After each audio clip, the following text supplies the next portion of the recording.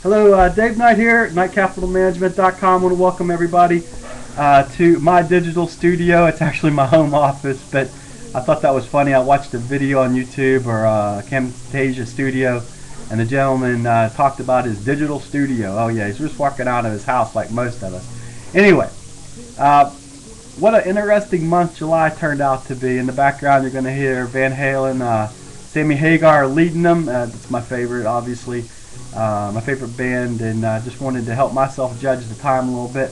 And something new I want to try, just put a little music in the background and so forth. But anyway, oil, it came off its highs in the month of July. A lot of traders were looking at that overall. We put a market bottom in. The Dow was flirting around 11,000 in the Dow. It came off of that. Right now, let's pull up my charts. So I have a current market in front of me. So right now it looks like we closed, we're market's running 11,300 as I'm speaking right now on the futures contract.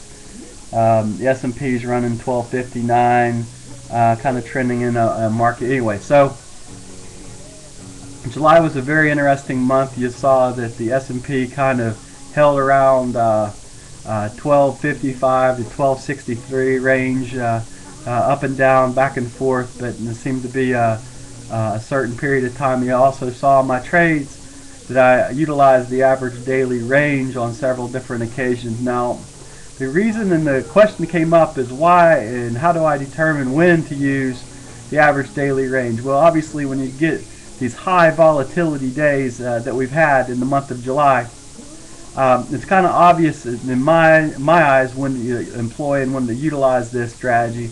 But in other people, it's just starting out in trading and whatnot.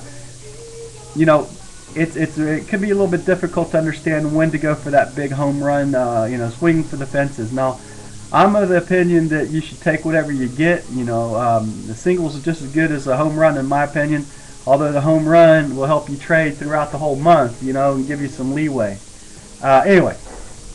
There was lots of home run trades in the month of July. You see them through the blog and so forth. It was a very, very good month, as far as trading. June was actually really good as well.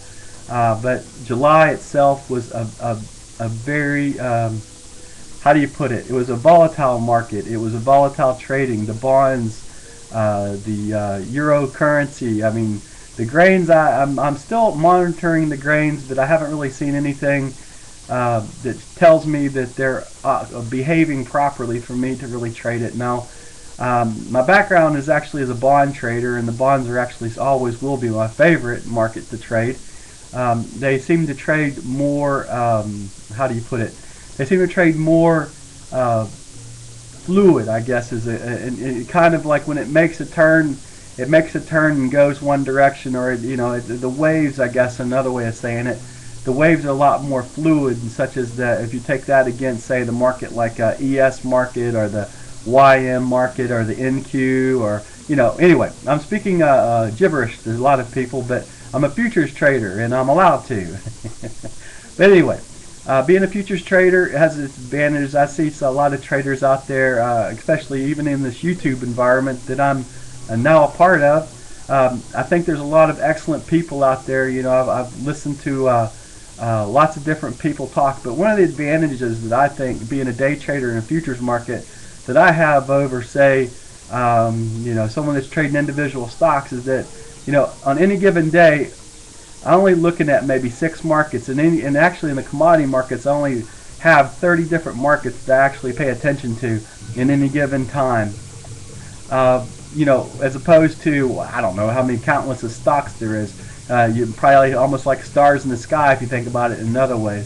Trying to utilize all the information that's in front of you, the earnings reports, the outstanding shares, the insider trading in the stock itself. Is the owners selling or buying? What's the commitment of report of the commitment of trades report?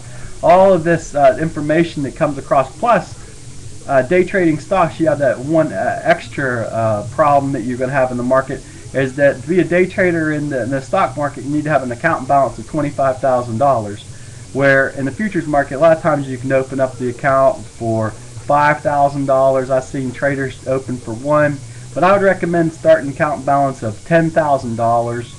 Starting the futures market, and I'd have that backed up with some considerable amount of money, because this is a learning experience. If you've never traded before, get ready to pay your dues. I know very few people that come into this and just do phenomenal from the very beginning. I personally have my ups and downs in my trading, more ups than downs, especially in day trading, and I have evolved as a trader over the years. Anyway, I think that that's the most important component I want to talk about, at least for the next minute, and then I'm going to get going.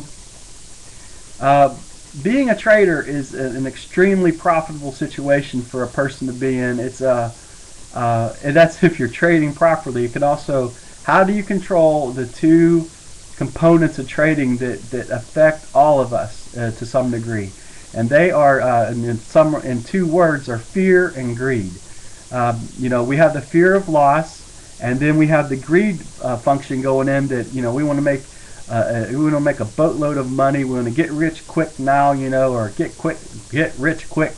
Yeah, that seems to be the prevailing opinion of what someone looks at as a futures trader. Is, they're just trying to, and it's an extremely risky market. I hear all the excuses out there. I don't understand it. Yeah, there's all kinds of reasons why someone decides that they don't like something. Just because you don't understand something doesn't necessarily mean that it's dangerous. It just means that you haven't given it the proper study and research that should be involved. Personally, I think being a futures trader is a lot easier than being a stock trader. I don't have to worry about a lot of things. I'm not buying 1,000 shares of this, and I'm not trading 5,000 shares of that.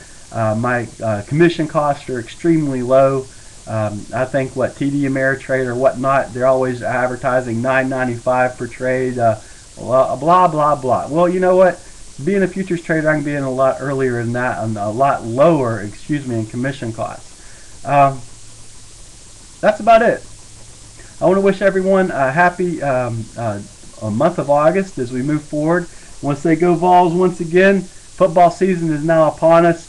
I'm an avid football fan. I love football. I grew up watching it with my dad, who is since passed on. I want to give a shout out to all my friends out there that are following me. Thank you so much for your patronage. I do want to leave with one thing. Book of the month this month. I want to leave. I'm actually reading this book right now. I saw it off of one person's website, How I Made $2 Million in the Stock Market. I'm currently reading this book. It's by Nicholas Darvis, and there you go, Nicholas Darvis, How I Made $2 Million in the Stock Market. It's a very easy book. It's about 100 pages long. You can get it for less than $10. I'm going to put a link on my blog for you, so you can directly link up to it and get it off of Amazon. Once again, Dave Knight here at Knight Capital Management. I want to wish you the best of trades. I will be working on another website. You'll be seeing that in the future. It's actually a training website that I'm going to put an accumulation of videos to make it easier to find things. The name of that website is Day Trading Knight. That's daytradingknight.com. It's also another blog that I'm going to be putting more training information up on that as time goes on. That's it. That's all I have to talk about today and for this month. I wish you all the best of trades. I will be doing one more video for the trade of the week, and that'll be on Camtasia Studio. Take care, everyone, and we'll talk to you a little bit later. Bye now.